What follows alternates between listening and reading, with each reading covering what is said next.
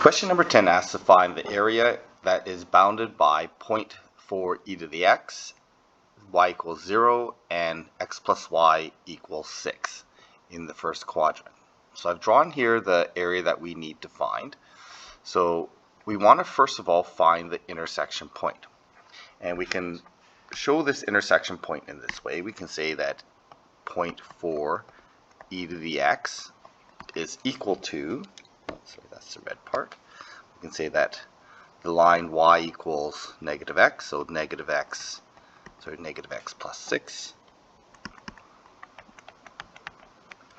is equal to the line y equals 0.4 e to the x.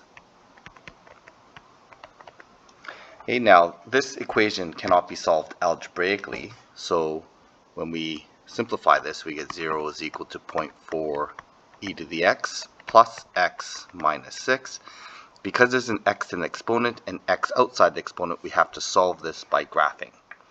So that's what I've done here. I've solved this by graphing. The intersection point is at x equals 2.241, and that's going to be our bounds when we do our integrals. So to integrate this, we're going to get the total area is going to be the red area. So 0.4 e to the x dx from 0 to 2.241 plus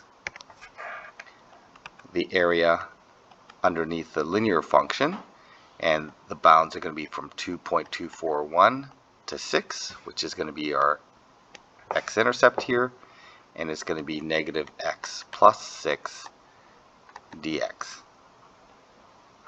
Okay, now we can anti-differentiate these, but really we can just also shade that area as well. But let's anti-differentiate these. We're going to get 0.4 e to the x, and the bounds are from 0 to 2.241. And when we integrate that, we end up with an area of 3.359. And then we can add that to the blue area, which is, when we anti-differentiate that, we get negative x squared over 2 plus 6x from 2.241 to 6. And when we plug in those values, we get 7.067.